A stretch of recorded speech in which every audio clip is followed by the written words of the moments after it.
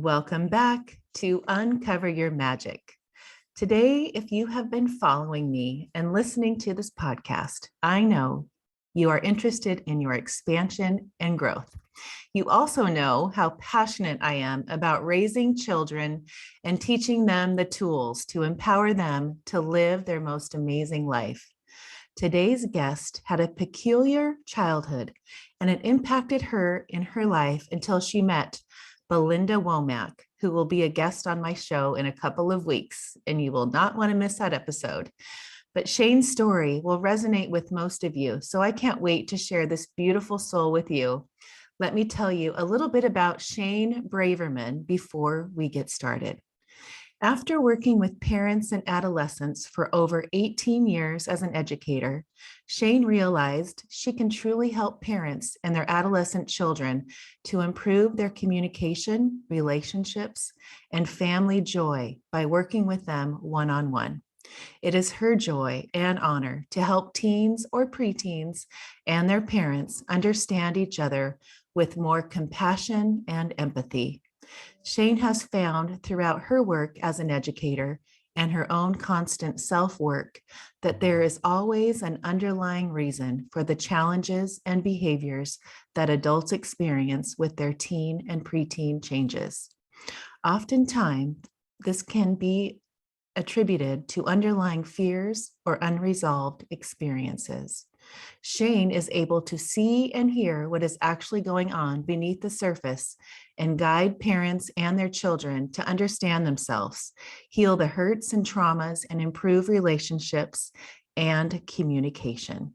Shane establishes an incredibly safe space where parents and teens feel supported and heard while exploring the frustrations and the impossible situations they feel they are in. She works with both teens and parents separately and helps parents to see how their teen is reflecting unresolved stories and help them to heal. This helps both the parent and the teen to understand one another in a different way, allowing new and creative solutions to present themselves so that all parties are satisfied with the result. Working with teens means that Shane speaks fluent teenager and is able to help them to understand what it is they are experiencing and to identify what their needs are around any particular situation. Her unique gift of connecting with adolescents allows her to really understand what they are feeling and going through and what they need in order to lovingly overcome their challenges and come out of them happier and thriving. As an educator and former boarding school house parent to 11 adolescents, Shane is also able to understand where parents are coming from and interpret their frustrations and challenges, as well as help them understand what their kids are going through. She also helps parents to interpret what might be coming up for them from their own adolescence past, as this is often what their teenage children are reflecting for them like a mirror. What I'm really excited to talk to Shane about is her deep inner transformation work for the past 25 years, studying primarily with Belinda Womack. Through Belinda's 12 Angels Accelerated Discovery Program, Shane has learned so much about transforming her own traumatic adolescence and loves to help preteens, teens, and adults to transform their adolescent experiences as well. It is her belief that by calling our energy back to us and loving, understanding, and accepting our past selves, we can change the global adolescent experience. When we as adults go back and transform our experiences, we then have the tools to teach our children, and the whole adolescent experience can be transformed into a much higher vibration. I cannot wait to get this conversation started, but before I bring Shane in, remember to go to my website, ashleygoner.com, and I have the signups for my next Raising Confidence course for your kids and the Magic Path for the parents and adults who want to take their life to the next level. I'm also having some live Zoom calls with guests from my podcast. So don't forget to go to my website and sign up so you can get all the announcements for all the free classes with my amazing speakers. So without further ado, please welcome Shane Braverman to the show. Welcome, Shane Braverman, to the show. Thank you so much. It's a pleasure to be here. You know, like I said before we hit record, I feel like we're like best friends because we've been trying to get this interview on the books and in action, and here we are finally. But you know, now that I kind of understand, you know, we have so much in common about what our passions are. And, you know, how I met you was through Belinda Womack, who I read the book, and she's, you know, listen, she says, you have to have Shane on your show. So I was like, who's Shane? And, you know, and then I start looking down, I go, no wonder she thinks you should be on my show, because we are both passionate about teenagers and instilling in them and parents, the relationship between the two. And I know that you have a fascinating childhood. And I think let's start there, kind of, just so people get a feel for, you know, what really inspired you to really help this connection between a teenager and a parent. Go for it wherever you want. Well, let's see. I had a pretty, we'll say, dysfunctional childhood, family life at home. And where that hit me the biggest, I think, was during adolescence, because, you know, we're all going through so much at that time anyway, so much going on with our brain development and hormones, and everything is just heightened. And on top of that, with all of the dysfunction, and it was pretty rough for a while. And I had the privilege of meeting Belinda Womack when I was about 14. Oh, that young? Yeah. Oh my gosh. Wow. How did that happen? Well, my parents had a store in our local mall where they sold everything that had to do with angels. And naturally, my sister and I worked at the store. And we sold books and oracle cards and all of the things that you can imagine associated with angels. And Belinda was the author of one of the books that we sold. And she would come and do workshops there. So I would help kind of facilitate those. And kind of before we knew it, she moved to the area in upstate New York, where I grew up.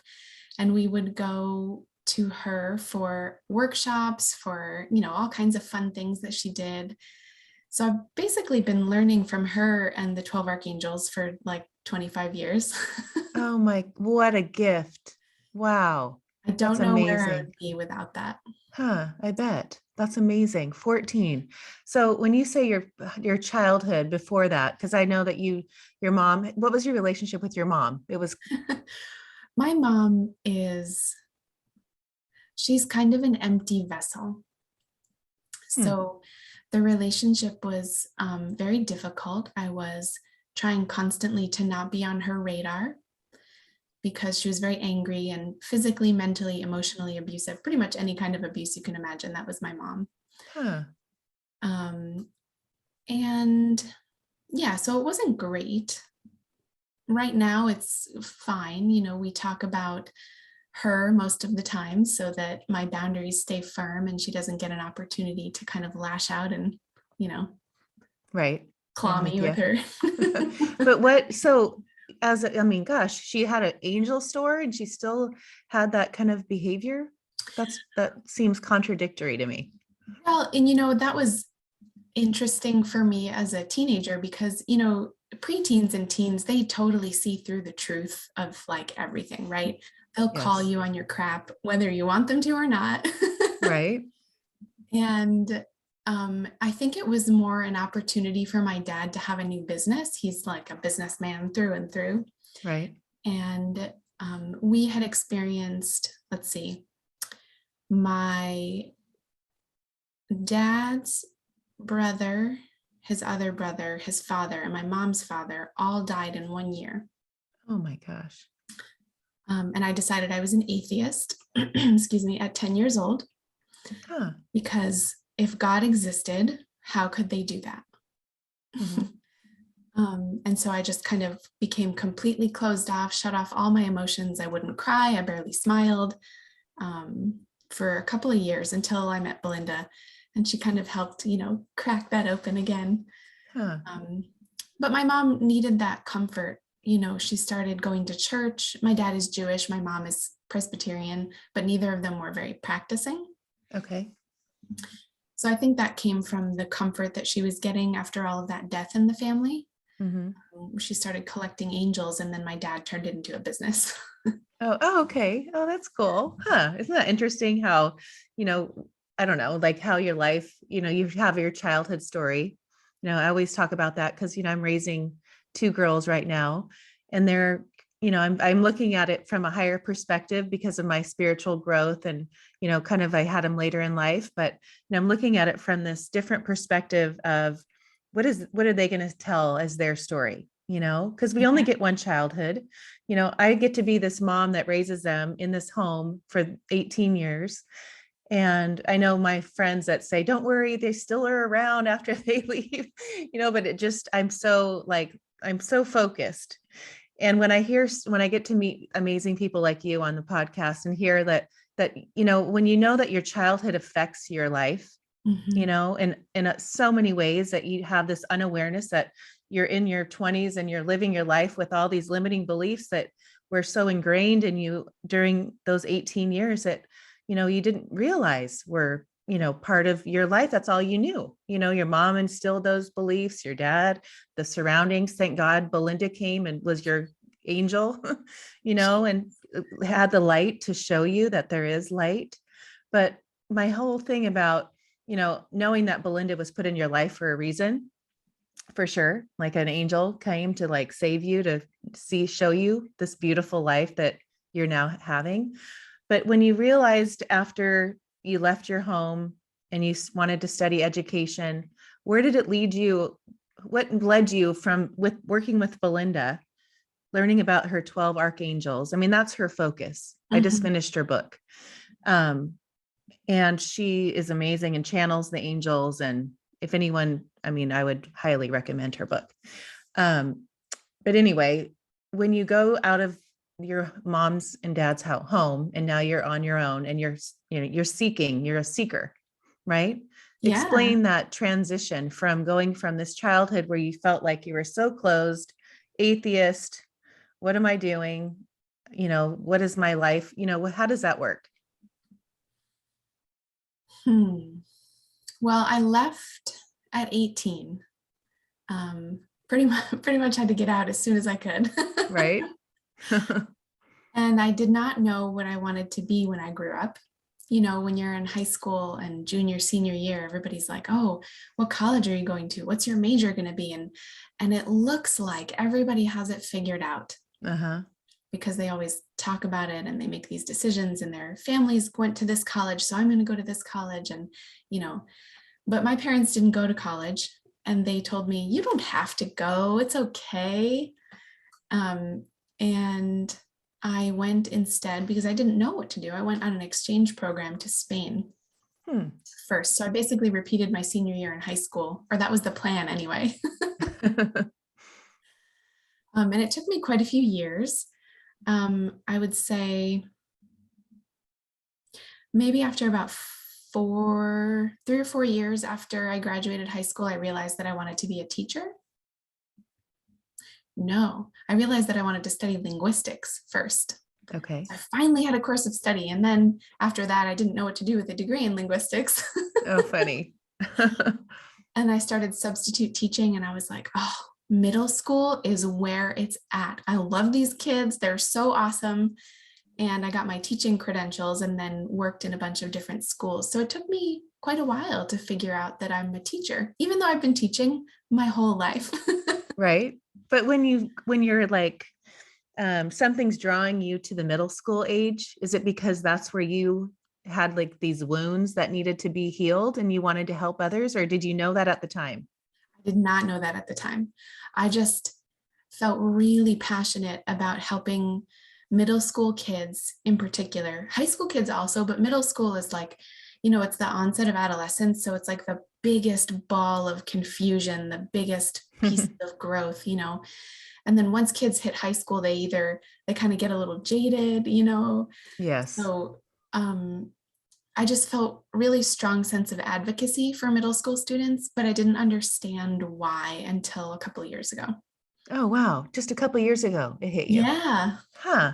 So when you're working with Belinda and you're going into this deep work, I mean, just even listening to, the meditation she does with the chakras, and I know you work that with your clients and parents. Tell me what you've taken from her, what you've learned from her. Is she's your biggest teacher, right? Yes. Okay. So I completed the accelerated discovery program that she has, which is about a year of really intense and profound work.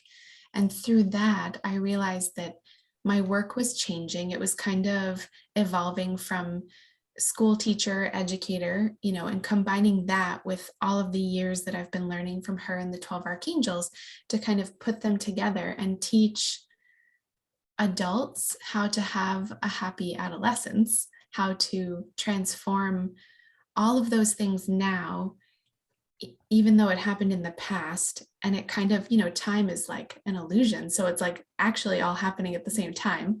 And also work with kids now to help them understand how to navigate all the things that we didn't, because all it would take is one generation to like raise the vibration of adolescence and make it this awesome and fun journey of self-discovery instead of the harrowing experience that it is for practically everybody in the world. Right. Because I'm in the thick of it right now, so I'm relating to things, but I do feel like I've, empowered my kids because I knew I was ready. Yeah. I know we're programming from 0 to 7 or 8. I know I had this little, sponge, and I worked hard at doing that, and it was fun. And then now at teenage years, I see the fruit of that. I do feel, that's really what I know. I was led to do this podcast to grow this course for these kids. And, I have such a passion like you do. And it happened to me when I was 51. Like, here you are almost 40. It's like people think, life is just a journey, and it's, you're writing your story. It doesn't have to be, who knows how long it's going to take to find your passion, right? Yeah, there's no beginning, middle, and end. No, but when you talk about parents, talk about that, healing your adolescence, healing those wounds that you had growing up with your parents in the present moment, because there is no time and it's all an illusion. And I know it. I'm getting so much clearer on that concept. So yes, start with that. Tell me how you do that with, like, if someone's coming to you and they're like, I can't get along with my teenager, you're like, okay, let's heal what's going on inside of you, because that is what is a mirror. It's right. The teen Yeah. is a mirror of the mother or father. Yeah. Am I right? Yeah. Yay, I did it. I did my deep dive for Shane. So it's like, teens kind of, from a parent perspective, in one way, they exist to push your buttons. They are acting out things that are going on for them, but at the same time, it's a mirror. So when they're doing something that's like, just driving you crazy, or, something, a lot of times people really want to control something that's going on with their kids. And I think most people know that with teenagers, you just can't, like, you can't, Right. they're going to rebel. It's like, it just doesn't exist. But when those moments come up, the best thing to do is to ask, where does this feel familiar? How does this feel familiar? And then kind of just let that be for a couple of minutes or a day, or, that knowledge will kind of drop in on you when it's ready. Mm-hmm. And then you go back, like, we kind of take time machines back, like magical time machines of violet fire, and go back and we look at these experiences and we transform them with energy tools so that they're not triggering or affecting you as much. Like, they're still kind of part of your past, right? But you get to transform them and take that energy that's been locked up in there, that's causing you to be like, I can't handle it, right? And it just takes the air right out of it, and you're not as reactive. And by working on these things, a lot of people, they block out their adolescence, because who wants to really relive their middle school years? Right. No, not many people. So we don't really remember all the things. You don't have to remember them to do this work, but sometimes they pop up because they need to be acknowledged, those experiences. And once you do that, it's a little bit easier to be more empathetic and sympathetic with your teenage or preteen children. And you're just far less reactive. So when they're pushing your buttons, you're kind of like, oh yeah, I know what that is, instead of, ah! Right. Right. Oh, I've done a lot of work on myself in the last 2 years for sure, like deep, right? And it's about the reacting and the, becoming neutral, and learning your limiting beliefs are inside of you, and the triggers are all you, nothing about anybody else. It's all within me. Yeah. And to know, it's so freeing to have that feeling of, when the girls do something, and I don't have the typical teenagers, and I know it's because I've done the work with them. So I'm so grateful and thank you, God, that I've, that is what I've created and what they have become. But when we get this like trigger, when they're teenagers, and I look at them and go, and I just like look at him like, isn't that interesting that you think that? And it's just so cute to go, they go, oh, mom's not reacting. So they can't, and it's just so fun to live in a house like that. And then they all start to, that's all, everyone is a reflection when that one person can act that way. Don't you agree? Absolutely. Absolutely. Give me your 2 cents on the feeling of when one person in the home, say you've worked with a mother and she realizes it was her childhood that's causing these triggers in her children. What goes on? What are some stories of the children that are like, finally mom gets it. Like it was her childhood that's making her have these triggers with me. I'm not sure I've had that response from the kids yet. Mostly it's just parents going, oh my God, my mind is blown. I had no idea. This is huge. These kinds of responses. Huh. I haven't had that yet. But the parents are like in awe, like, wow, that was me. It was my childhood. And so when you go into this, now that I understand Belinda's work with the colors of the chakras, going through, she does so much visualizations. Yeah. Will you go through one with me? Sure. Okay, I'm going to close my eyes because I visualize and kind of channel while I'm doing them. Okay. So my inner teenager is leading me through it, basically. Oh, fun. Okay. Yeah. And one thing I wanted to add before that was that the majority of the time, I think this work involves forgiveness for our teenage selves, because we end up blaming them for a lot of the things that went on during our adolescence. But all of us, every teenager, every preteen now and in the past and in the future, they're making all of those decisions with the knowledge that they have. And they're doing it to ensure their survival, basically. And a lot of us blame our past selves, and we're ashamed of them and we blame them. And, so a lot of this work involves violet fire, which is the color of transformation and forgiveness, because that's a huge theme with it. And it's okay. It's all part of being human. I think we all do it. So yeah. Okay. Take a little drink of water first. But when you do these visualizations with these parents, I know you work individually with the parent and then with the child. You just kind of, you're channeling, or you're feeling what they need, and you work together. Explain that before we go into this, because that's what before you start to go into this visualization with the parent, you're realizing this is the trauma that you keep bringing forth with your child. It's the mirror that you keep reacting to? Yeah. So like before our call today, I was asking my inner teenager if your inner teenager had anything she wanted us to know. Oh, me? Yeah. Okay.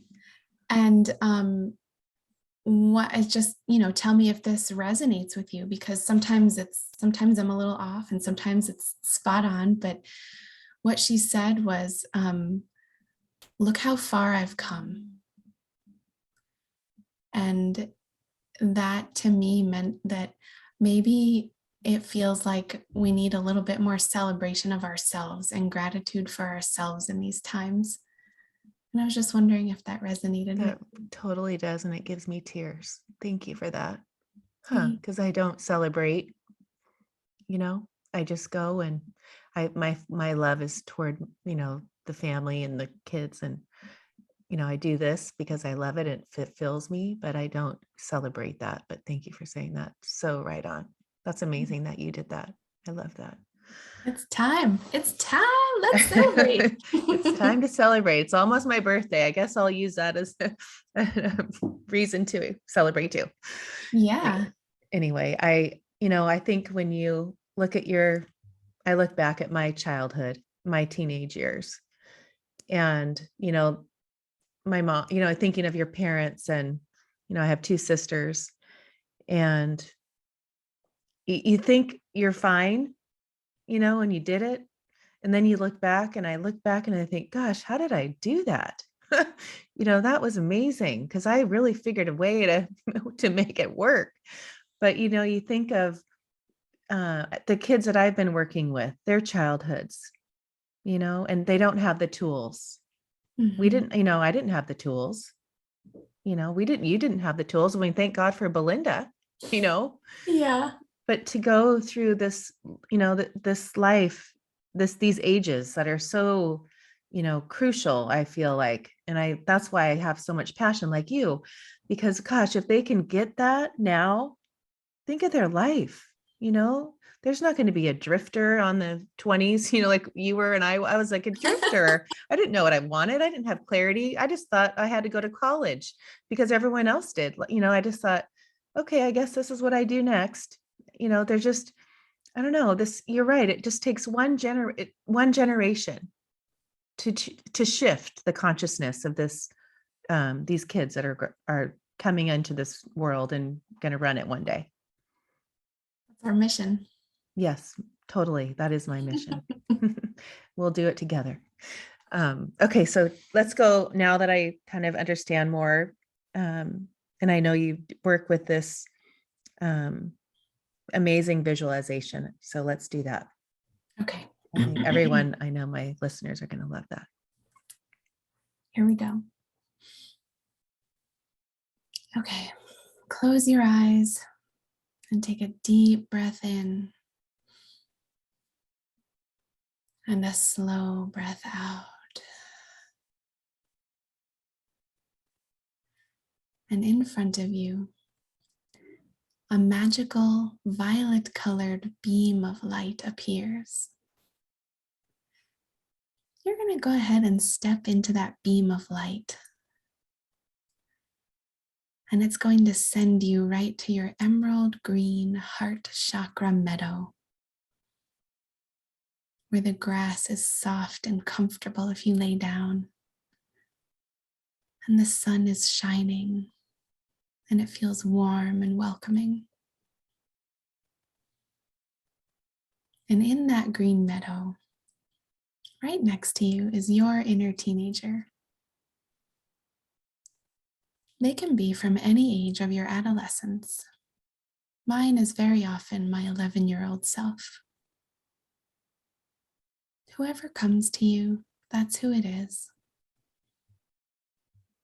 And if you feel like visualization is not your thing, that's okay. This works with your intention.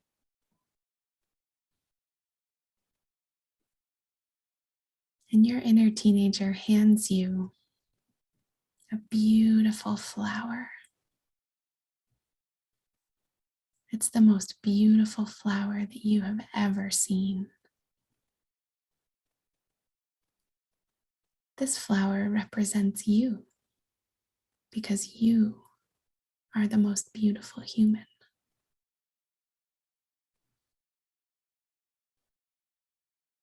And your inner teenager is going to take you over to a violet-colored bonfire.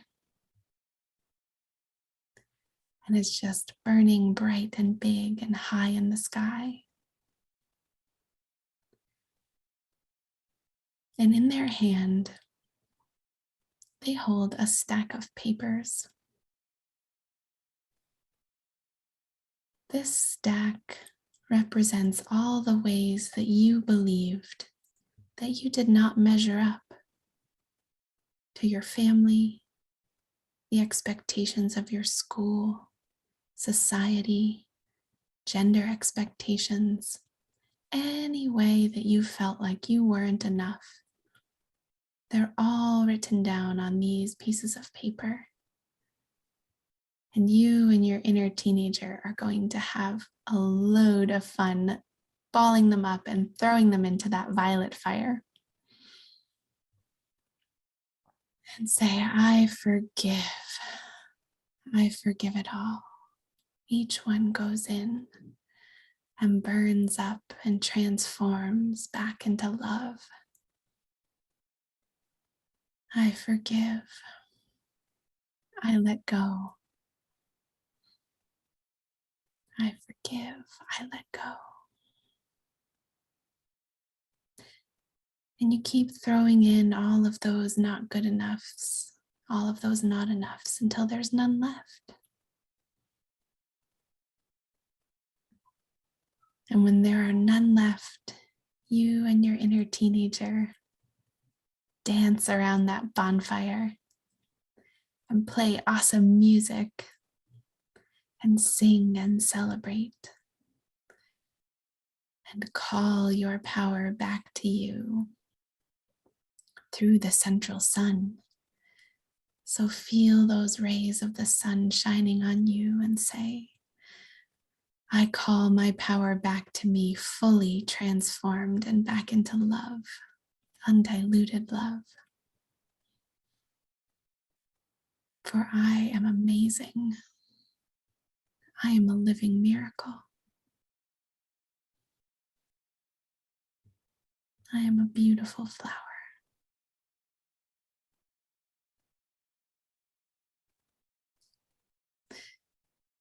And give your inner teenager a hug and thank them for helping you to transform these old, crusty beliefs, these ways that we keep ourselves down.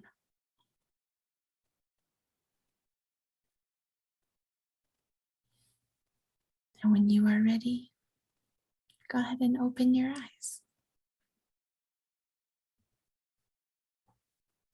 Oh, that was beautiful. I've been doing so many visualizations with Belinda's book. So it's easier, I think, when you're used to visualizations and I can see where some people have a hard time, but it's so fun. I love that. When I think, so I'm coming back to my energy here, but when you talk about kids and when you talk about the 3 core A's, that was what drew me out of one of your blogs on your website. And it's always about attention, affection, and acknowledgement. That's where they are lacking, right? That's that's the trigger. Those are the 3 things that you believe are lacking. They're not being acknowledged by their parents, their feelings. Yeah, I mean, sometimes it's their accomplishments,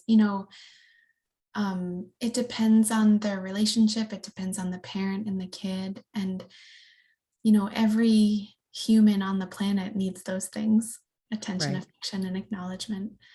And they really have to come from within ourselves. The more we try to depend on outside sources of those things, the unhappier we become. Mm-hmm.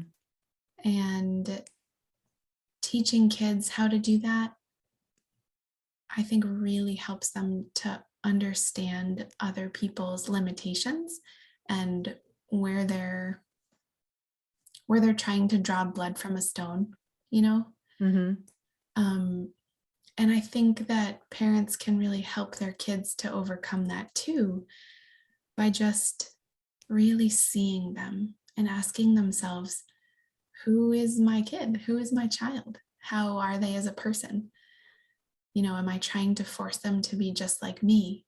When I was growing up, my dad forced me to work in our family store. I left at one point and worked at a coffee shop, and he called them up and told them that I was quitting. Oh, funny. And forced me to work in our family store. And this was a really great example of, where he absolutely did not see me and didn't give me room to be myself, because he was living this story of, I do what my father did, my kid's gonna do what I did. Right. And there's like lots of examples of that in many different ways where we don't see people for who they are, even if they're adults, that we just don't give them that space. And so we try to force them into boxes or containers or categories. But that's that's what I feel like parents, when they, I've been softball mom, I'm a pageant mom, now Paige in crew team, seeing parents, their intentions of their children doing certain things. Maybe it's a, personal thing, and, but when they have this intention for their child, when it's not really in their heart and their kids are just like, working at their store, or, doing because their dad did, and that's what his dad did. And that's, Yeah. and to, it's so like to empower your kids to have a mind of their own, and to, when they have their own little higher self talking to them.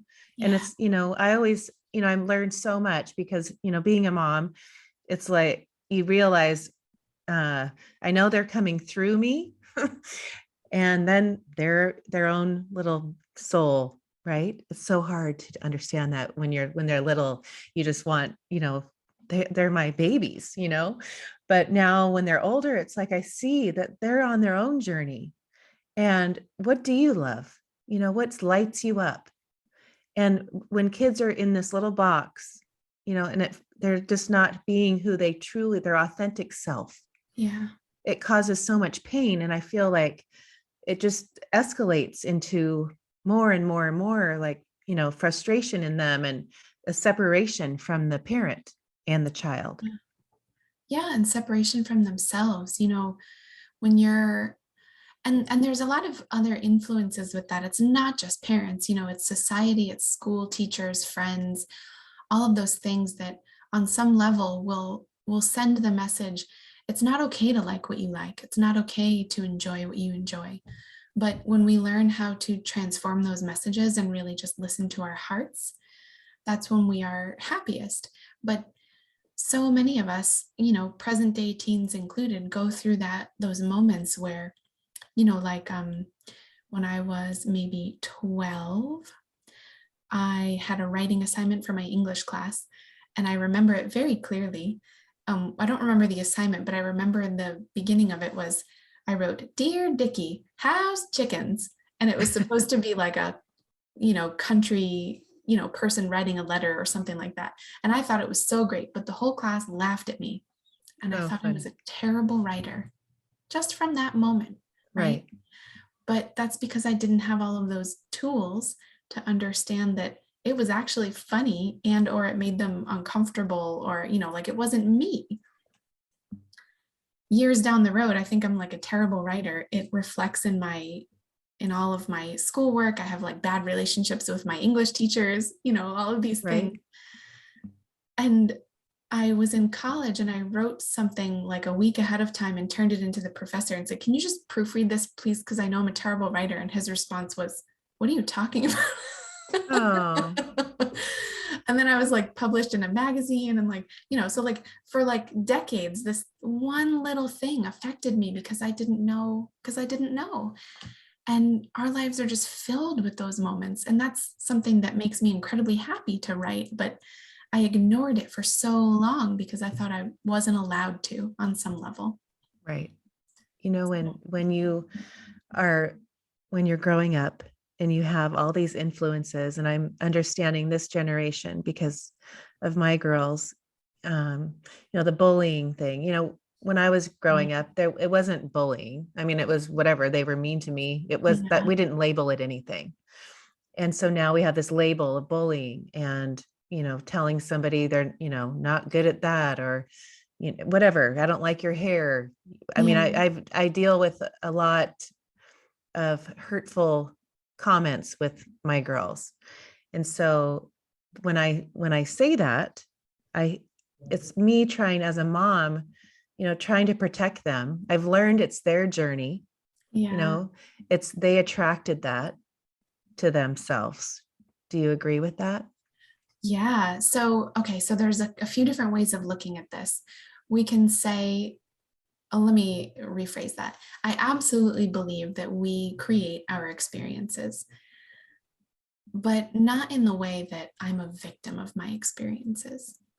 So I think it changes the vibration of it, but we attract all the lessons that we need, right? And adolescence is a boot camp. It goes on for like 15 years, right? So it's like super boot camp on steroids because of all the crazy hormone stuff going on. So Right. it's like your life's boot camp. It's where you create all of your beliefs about the way that you're living your life for the rest of your life in a big way. So when you're attracting all of those experiences, all of those moments of, oh, your hair is dumb, you're a teacher's pet, all of those things, those are moments where you get to blow it up in violet fire, take the reaction out of it, and keep your power, right? Those don't have to be, I mean, don't get me wrong, that hurts too. Like we need to acknowledge those feelings for sure, but they don't have to be these life altering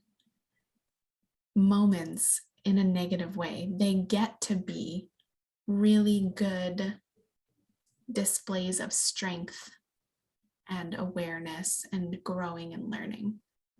They're your teachers. I always say that Absolutely. those girls are your biggest teachers. I have this, we're going through a phase right now where, Mom, I don't have any friends. Mom, no one, I don't connect with anyone. I just want to homeschool. They go through all, and I said, okay, well, this time of our life is such a, you don't realize it, but these people won't be in your life. The ones that hold on are the ones that you love and love you. It's just, it'll, whoever attract, your vibration. I always talk about vibration, and it's in adult life too. When our vibration comes up here and we've been down here with these other people, it's not, they're on their journey, nothing's wrong, but they just kind of disappear, you know? Yeah. And Yeah. so when And I try to explain that with the kids, so you go ahead, sorry. no, that's okay. I just was thinking that, like, friendships and experiences and people come in and out of your life, it can be very quickly. And, the faster you learn, the faster perhaps a relationship runs its course.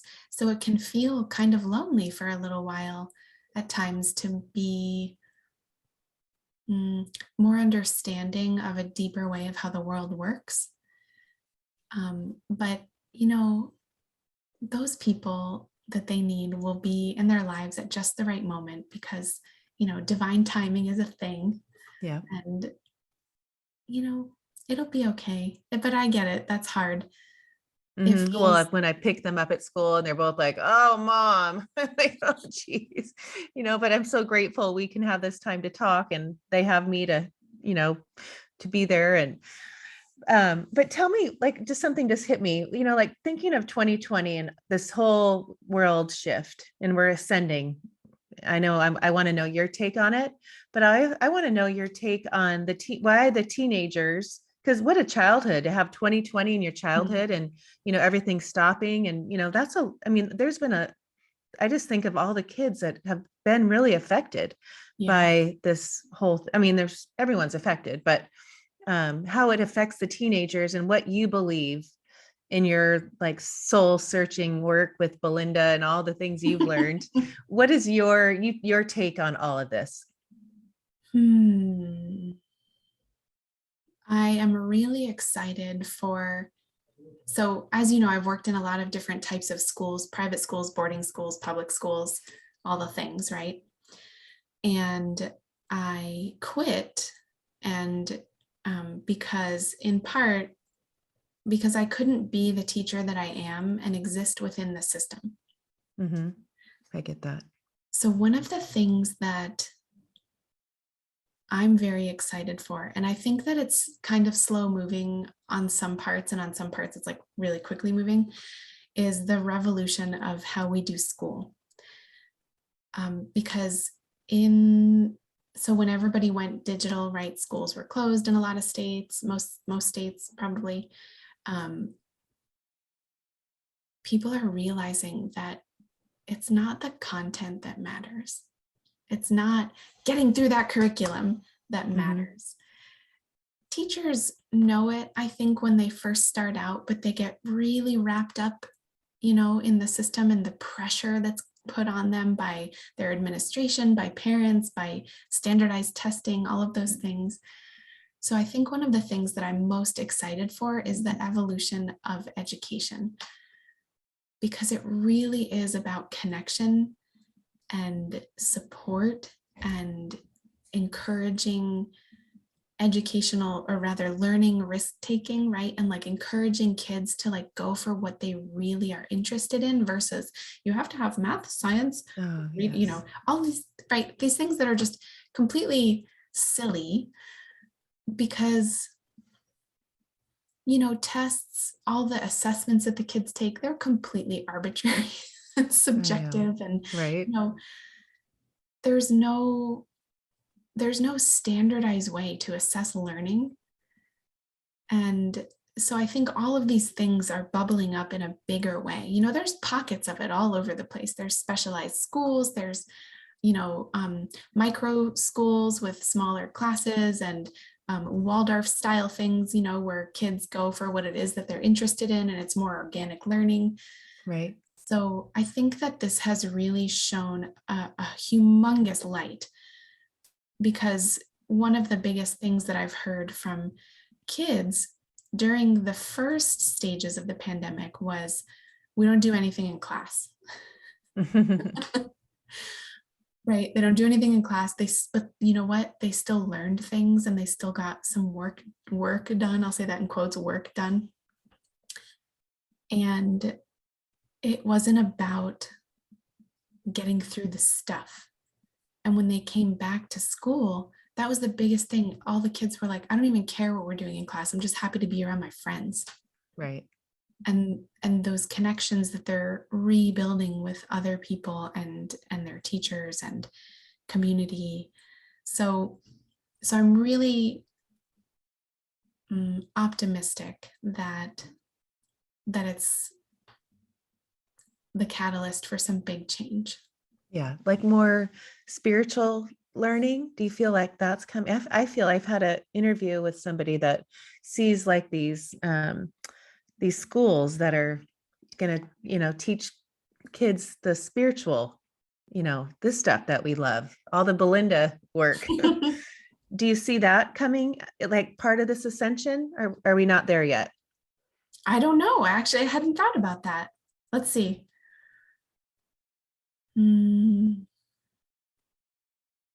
Oh, yeah.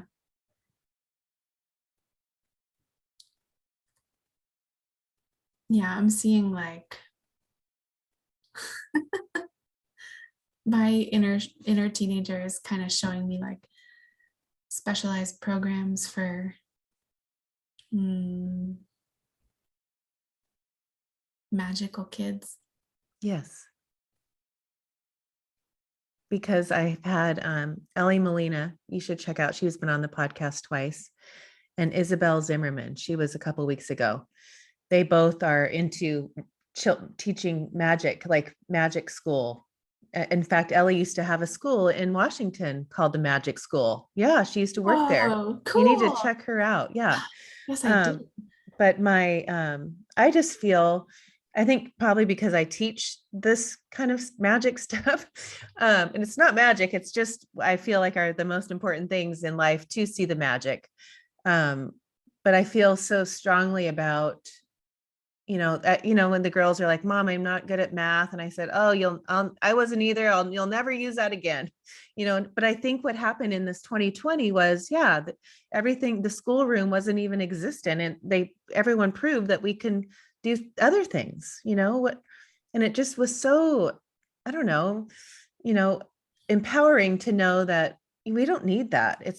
I can see the shift, and it's cool to watch, and it's cool to see my girls adapt how they adapted, but a lot of kids are still struggling with that adaptation, and which is why I want to help them. But tell me so let's go to Belinda, we're closing up, but go to what your take on archangels. All my listeners the last few guests have talked about archangels, guardian angels, soul guides. Let's go to that, a little deep version of your take on things, because you're even a channel, right? Yeah, I think I channel when I write. Yeah, I do too. I'm getting better at understanding that that's what I'm doing. But anyway, yeah. I close my eyes and I type, and my tears, like I just have tears constantly rolling down my face because I'm channeling, and it's just so powerful and emotional and freeing, Mm-hmm. When did you figure out that you could do that? When did that get more clear to you? Over the last couple of years, after I started the Accelerated Discovery Program. Okay. Yeah. I mean, I always knew through working with Belinda and the 12 Archangels and, Ascended Masters and Spirit Guides over the past, quarter century. Oh, you're so old. No, you just started at 14. That was amazing. But we're all Ascended Masters. Yeah. That's what I loved. I heard that too. I was listening to that today. Explain that. I want people to understand that. Well, we've all been here for so many lifetimes, and we're here to learn and transform fear back into love. And from my perspective, one of the biggest times filled with the most fear is adolescence. So taking on your own adolescence and transforming it and helping your kids to transform theirs while it's happening does amazing service for the planet and for humanity and the universe. Mm-hmm. And, we all come back lifetime after lifetime to do this work. And, when we're not back here on schoolroom Earth,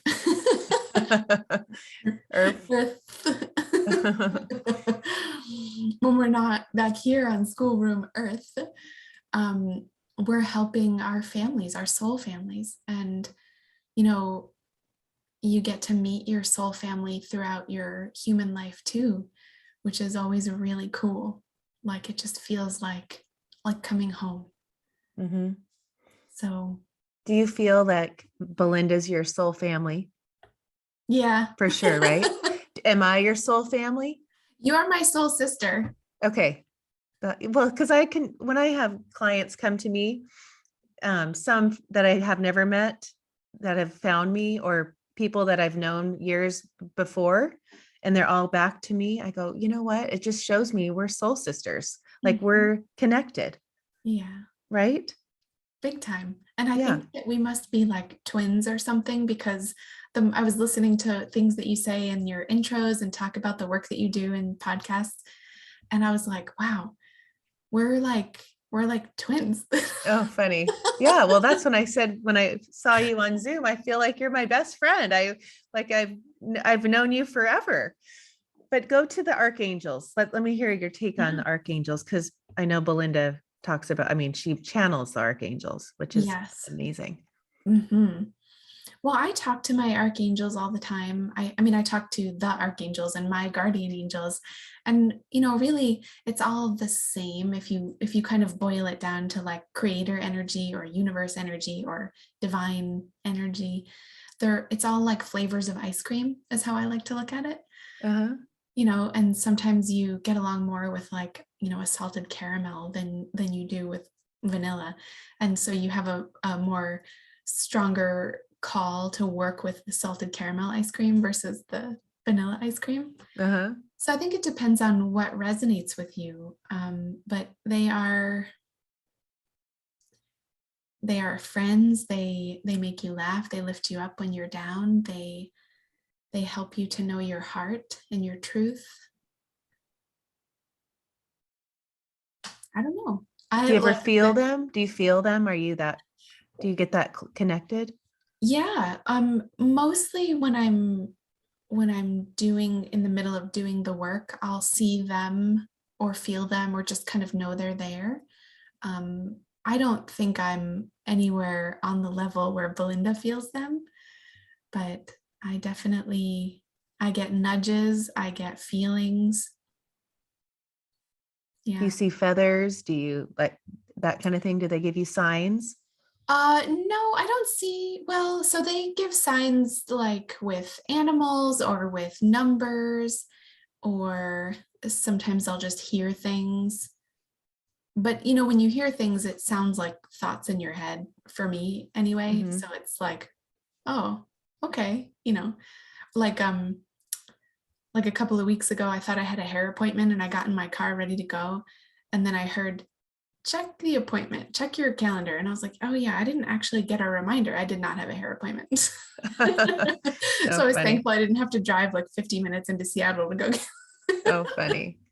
Oh, I'm so into listening to that, and taking that inspired action, and always listening and, helping people understand the higher self. And I'm in to Belinda's book right now. So I'm going off of that, how she talks about God and love and your higher self and your soul cover. What does she talk? Soul, Oversoul? over soul. Explain that.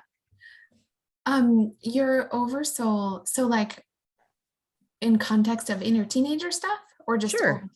So Sure. so your oversoul is the part of your soul that stays in heaven or stays in God energy or stays, so you're always connected to the central sun or the central soul of God. So it's like the part of you that cannot fall down in vibration. Okay. So in inner teenager terms, that's kind of like the part of you who, because adolescents are like the most creative people on the planet. They could solve all the world's problems today. Right. They could. And so your oversoul for your inner teenager part is some of the most creative ideas and energies and pursuits that you can have. It's the part of you that knows what makes your heart sing and what you love to do. And you can connect with that part, and you can connect with that part pretty easily once you get going. So Yeah. How do you connect with it? well, so Belinda teaches that your inner child, which consists of all of your childhood, not just adolescence, where my focus is composed of a few different parts, right? You have your divine child, which is also part of your oversoul, and you have your wounded child. And the inner teenager is both of those things. And you can connect with them by, going through the violet colored door or portal, and you go into your heart chakra. So you're like literally going into your heart chakra when you do that. Mm-hmm. And you start to clear away the low vibration energy that's kind of covering up that wounded child. So you have different aspects of your inner teenager to work with. You have the part that needs the acknowledgement so that you can help clear away the harrowing negative experiences to have greater access to the clear, intuitive channel, divine inner teenager. Huh. Do you feel like the intuitiveness, the kids, when they're young, like in their teenage, they're so connected? I mean, the kids that I talk to, and I know they're sent to me from God because they're just so like ready, and they're so intuitive. And it's mind blowing to me when I sit there with this Zoom people and their little call and they're sitting there telling me, I go, oh my gosh, you are like so tuned in. Why is that? Because they're so much closer to God. Like they haven't had these beliefs that have been fogging them and clogging their oversoul. Yeah. I mean, yes, I think because they have greater imagination. Because what happens as we progress through our adolescence, oftentimes once we get into high school, we become a little bit jaded from all the things that we experienced in middle school. Mm-hmm. And when you become a little jaded, you start to lose some innocence and you start to lose some of your imagination and your creative power. So, my take on it is that they have absolutely unlimited infinity creative power. Everybody does. But as we go through our adolescence, all of those experiences, they're like, I'm kind of writing a new little like blog post about it, but they're like sticky notes, right?